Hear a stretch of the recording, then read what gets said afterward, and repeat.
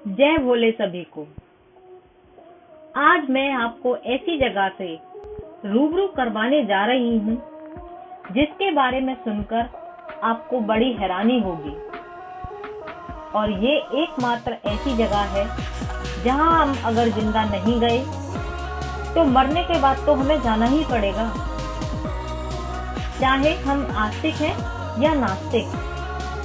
जी हाँ, ऐसी ही एक जगह जहां मौत के बाद फैसला सुनाया जाता है कि हम स्वर्ग में जाएंगे या नरक में।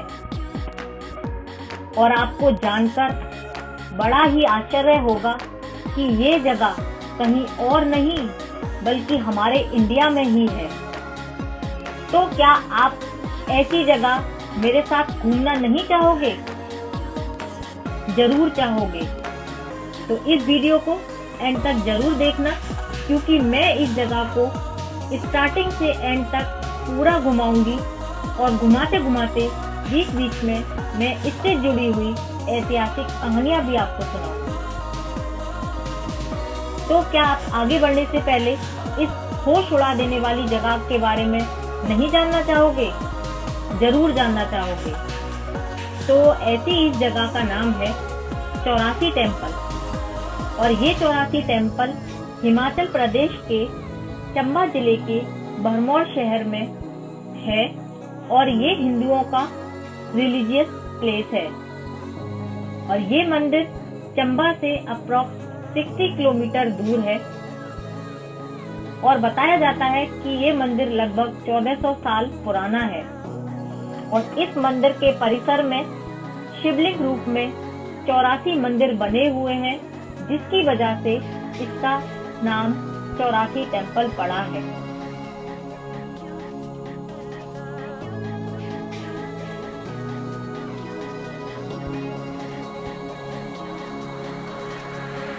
और मैं आपको बता दूं कि भरमौर के इस 84 मंदिर की मान्यता है कि यहाँ पर एकमात्र मौत के देवता यानी कि यमराज का अकेला मंदिर है। और ये जानने के बाद मैं उम्मीद करती हूँ कि आपकी इस वीडियो को आगे देखने की उत्सुकता बढ़ती ही जाएगी, क्योंकि ये जगह है ही ऐसी।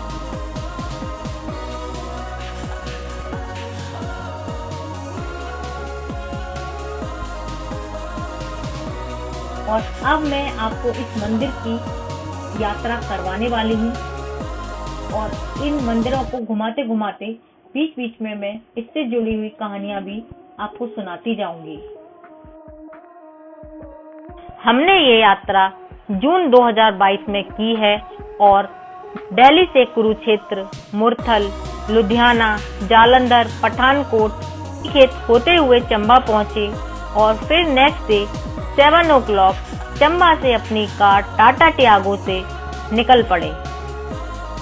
और आप अपने व्हीकल या बस से भी जा सकते हैं।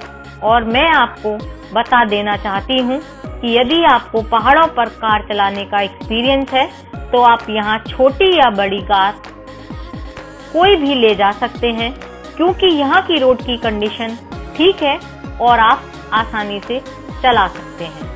और इस तरह रास्ते के हसीन और शानदार नज़ारों का आनंद लेते हुए, खाते पीते हुए और बीच बीच में फोटो क्लिक करते हुए हम भरमौर पहुंचे। मंदिर पहुंचने से पहले टाइम का यूटिलाइज करते हुए हम मंदिर के निर्माण के बारे में डिस्कस कर लेते हैं। आप ये जानना चाहोगे कि मंदिर का निर्माण किसने और कब करवाया, तो इस बात की जानकारी किसी को भी नहीं है। बस इतना जरूर पता चलता है कि इस मंदिर की सीढ़ियों की मरम्मत चंबा रियासत के मेरू बर्मन ने 6वीं शताब्दी में करवाई थी। और इसके अलावा यह माना जाता है कि जब 84 योगी कुरुक्षेत्र से मणि महेश कैलाश की यात्रा के लिए भरमौर से गुजर रहे थे तो उन्होंने भरमौर को शांत पाया और उन्होंने अपनी साधना करने के लिए भरमौर को चुन लिया और वहीं रहकर उन्होंने अपनी साधना की। इसलिए तब से ये आस्था है कि मणि महेश कैलाश की तीर्थ यात्रा तब तक पूरी नहीं होती जब तक हम इस मंदिर के दर्शन ना कर लें। और ये मंदिर शिव और शक्ति दोनों को ही समर्पित है। भरमौर का खूबसूरत नजारा है ना, खूबसूरत। और ये है भरमौर की गलियां। हम यहाँ करेंगे अपनी गाड़ी पार्क, और गाड़ी पार्क करने के बाद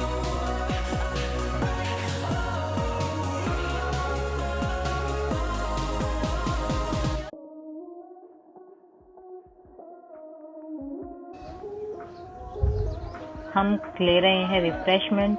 तुम्हें व्यापार ये आप देख सकते हैं। चलो चलो ये कर रहे हैं रिफ्रेशमेंट करके हम जा रहे हैं मंदिर की ओर। और आइए मैं आपको पूरा घुमाती हूँ ये मंदिर, और इसी बीच में आपको चलते चलते मैं आपको इस मंदिर का इतिहास बता देती हूँ। और ये है 84 टेम्पल का गेट।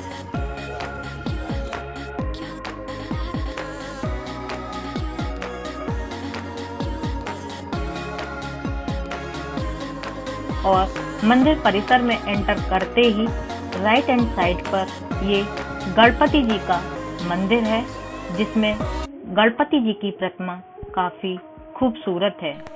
और गणपति जी के मंदिर के बाहर ये बोर्ड लगा हुआ है जिस पर भरमानी माता के बारे में लिखा हुआ है।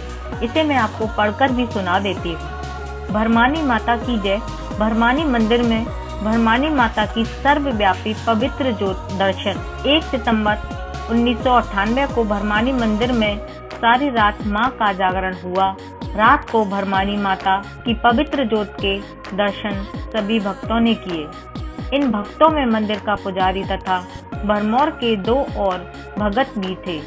17 अक्टूबर 1999 को भरमानी माता के मंदिर में रात को फिर जागरण हुआ।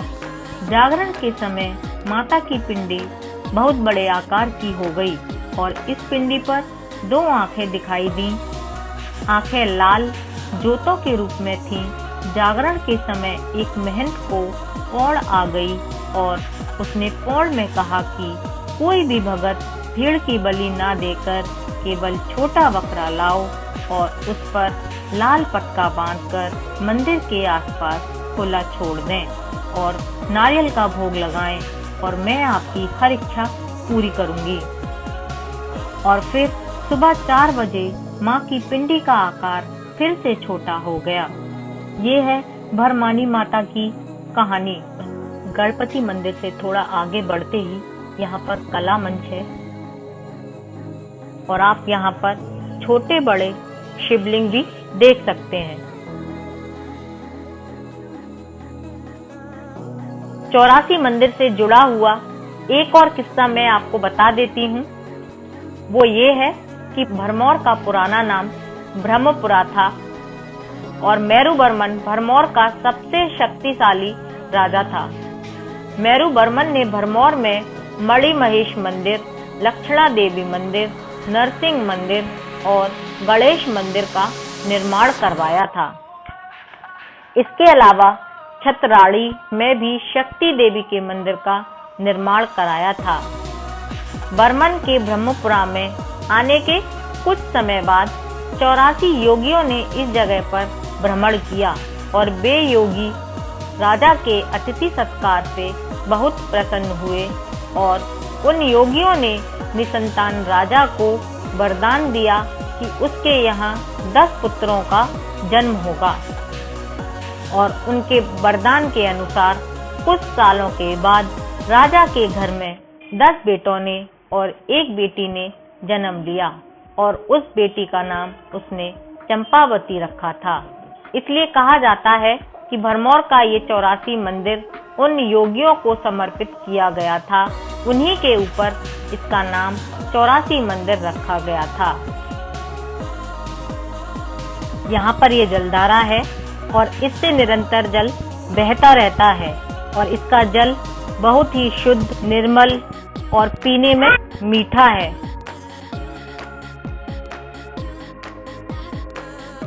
और ये शीतला माता का मंदिर है और ये श्री बिजलेश्वर जी का मंदिर है।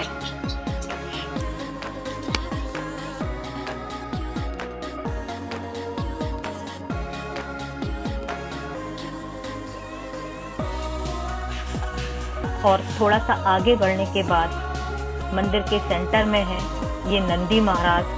यदि आपकी कोई मनोकामना है जिसे आप चाहते हैं पूरी हो तो आप इनके कान में कह सकते हैं, जिससे आपकी मनोकामना जल्दी ही पूरी होगी।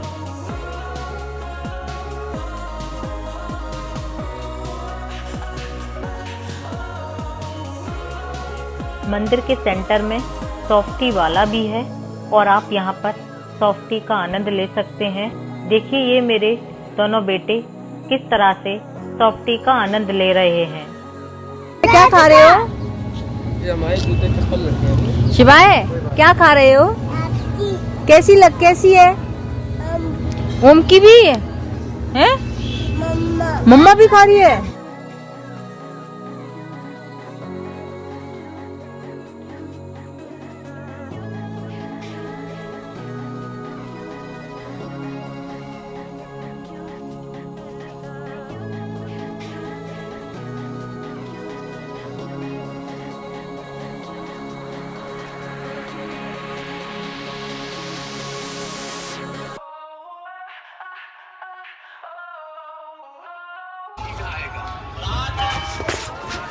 जय भोलेनाथ।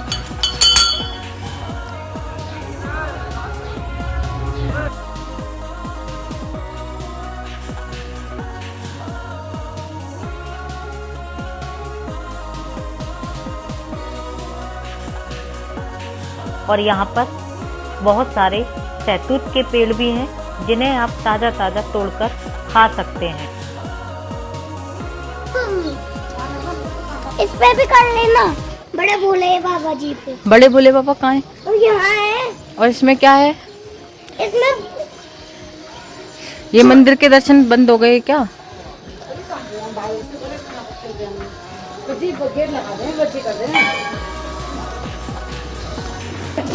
उधर गौ माता भी है, थोड़ी अंदर राधा कृष्ण भी है। जय हो हनुमान बाबा।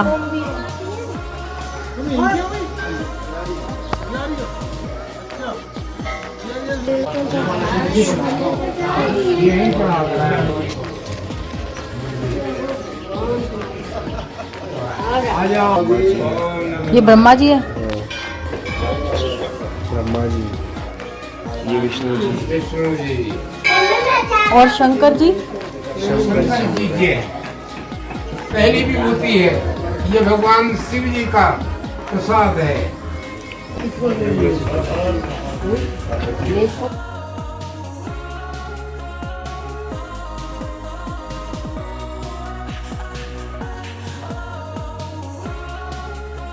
और ये है धर्मेश्वर महादेव का मंदिर।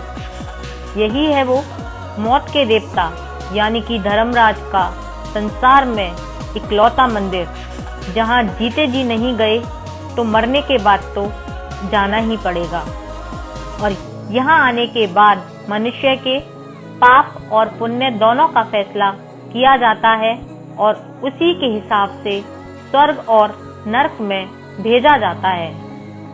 और इस मंदिर में आने वाली आत्मा को धर्मराज के पास जाने से पहले एक और देवता के पास जाना पड़ता है, जिसका नाम है चित्रगुप्त। और ये चित्रगुप्त यमराज के सचिव हैं और इसी मंदिर परिसर में एक खाली कमरा है जिसे चित्रगुप्त का कमरा माना जाता है। और ये चित्रगुप्त जीवात्मा के कर्मों का लेखा जोखा रखते हैं और ऐसा माना जाता है कि जब किसी प्राणी की मृत्यु होती है तब यमराज के दूत उस व्यक्ति की आत्मा को पकड़कर सबसे पहले इस मंदिर में चित्रगुप्त के सामने पेश करते हैं। चित्रगुप्त जीवात्मा को उनके कर्मों का पूरा ब्यौरा देते हैं और इसके बाद चित्रगुप्त के सामने के कक्ष में आत्मा को ले जाया जाता है और इस कमरे को यमराज की कचहरी कहा जाता है।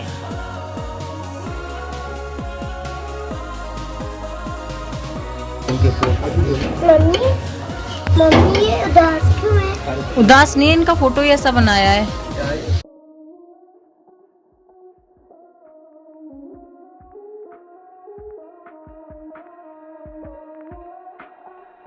और इस मंदिर में आत्मा के उल्टे पैर भी बने हुए हैं और यहाँ पर 4 अदृश्य दरवाजे भी बने हुए हैं जो कि सोना, चांदी, तांबा और लोहे के हैं, जिन्हें सिर्फ आत्मा ही देख सकती है। और यहाँ पर एक बैतरणी नदी भी है।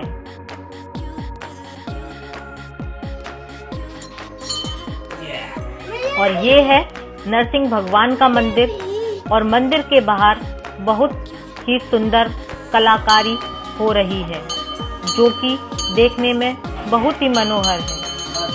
और हमने पुजारी जी से बात की, उन्होंने बताया यहाँ पर 2.5 पौड़ी भी है और ऐसा मानते हैं कि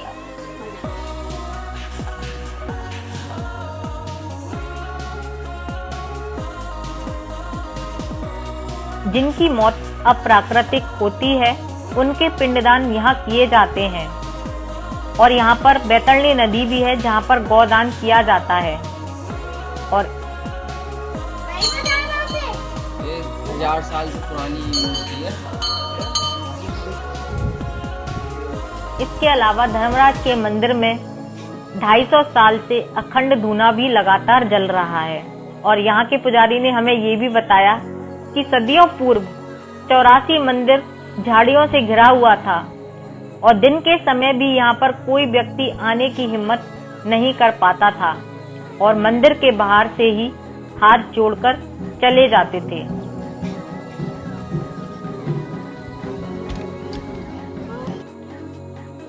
इसके अलावा और कहते हैं कि महाशिवरात्रि पर्व पर पाताल लोक में विराजमान भगवान शिव कैलाश को प्रस्थान करते हैं और अपनी इस यात्रा के दौरान भगवान शंकर भरमौर के इस प्राचीन मंदिर में विश्राम करते हैं और उनके विश्राम को साकार रूप देने के लिए हर साल यहाँ पर हजारों श्रद्धालु आते हैं। और साल में ये पहला मौका होता है जब रात के चारों पहर पर विशेष पूजा अर्चना चलती रहती है और लगातार घंटियों का शोर समूह पूरे भरमौर में गूंजता रहता है। इन सभी मंदिरों के बीच में ये एक मणि महेश मंदिर भी है जो पारंपरिक उत्तर भारतीय शिखर वास्तु शैली में बना हुआ है, जो आप देख सकते हैं कि इसमें कारीगरी कितनी अच्छी तरीके से की गई है जो देखने योग्य है।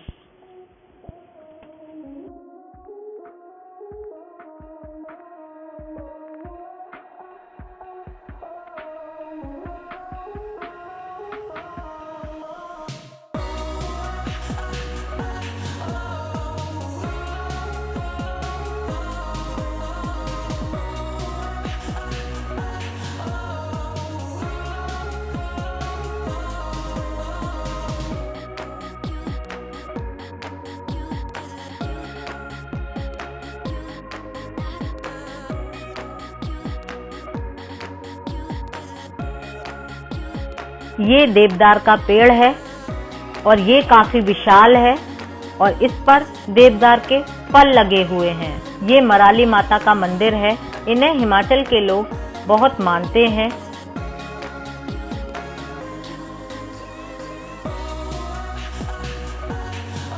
और देखिए हिमाचल के लोग किस तरह से अपना कार्यक्रम मंदिर के आगे कर रहे हैं।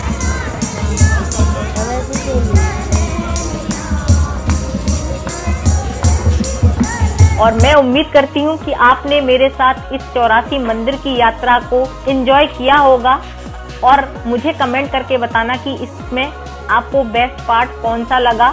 क्या आप भी इस वीडियो को देखने के बाद भरमौर जाना चाहोगे?